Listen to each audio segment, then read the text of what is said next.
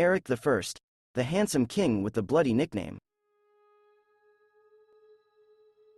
King Eirik the First of Norway is rightfully considered one of the most outstanding rulers and conquerors of Scandinavia.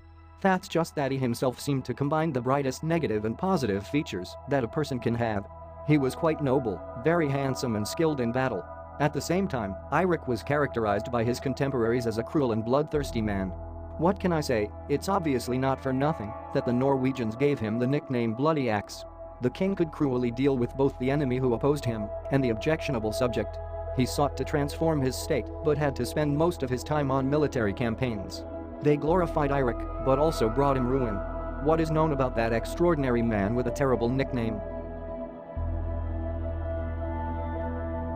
The king's favorite son Eirik was born in 885 in the family of the first Norwegian king Harald the Fair-Haired. Despite the fact that the ruler had more than a dozen sons, he turned his attention to this boy. From an early age, Eirik showed intelligence, was well developed, had good health, and most importantly, was most interested in military affairs. Of course, this was the perfect set of qualities for a future ruler. And if we add that young Eirik was also extremely good-looking, then it is not at all surprising that his father chose this particular offspring as his heir. Harald decreed that after his death Eirik would become the rightful ruler of Norway.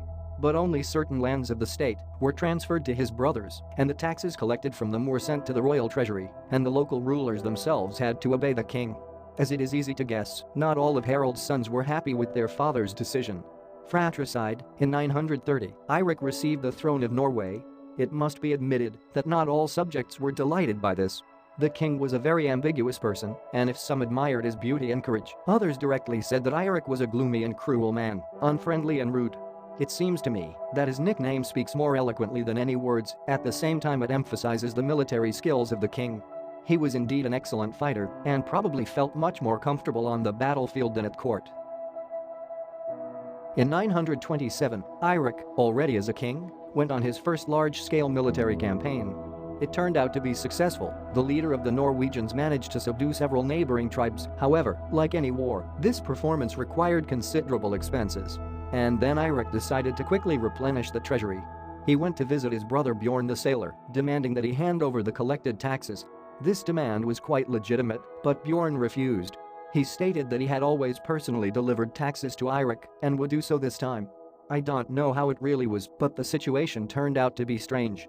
Probably, at that moment, Bjorn simply did not have the required amount.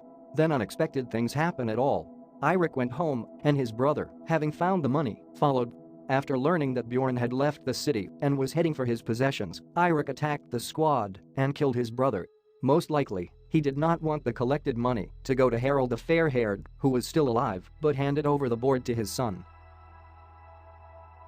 The winner and the vanquished. After the death of Harald the Fair-Haired, Eirik received full power. However, his father had not infringed on his rights before. But a year later Eirik found out that two brothers rebelled against him. Olaf and Sigrid collected taxes from the subject and neighboring lands, but did not send them to the king. To establish autocracy in the country, Eirik went on a campaign. It ended with a battle in which both rebels died, and Eirik became famous as a great conqueror. But the real threat to Eirik's power was not his daring relatives, but his brother Hakon the Good.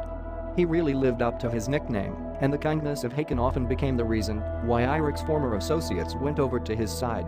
The Norwegian ruler had to seek asylum in England. In fact, Eirik and his men became the protection of the possessions of the English monarch from the raids of the Scots. But soon the monarch died, and Edmund I received the throne. He considered Eirik a rude ignoramus and wanted to find another ruler for Northumbria. Now the formidable Norwegian has come out against Ireland. His squad consisted of excellent warriors, but the Irish king Olaf had a huge army. During one of the battles in 954, Eirik's soldiers were defeated, and he himself fell in battle. But even after the death of Eirik the First, his name continued to awe both his subjects and neighboring peoples. Thanks to this, the king's associates managed to subdue the Orkney Islands, where the wife of the late King Gunhild settled with the heirs of Eirik. It was from these islands that the formidable Vikings raided Ireland and Scotland, which was very vividly reflected in local folklore, where mentions of a cruel handsome king nicknamed the Bloody Axe often appear.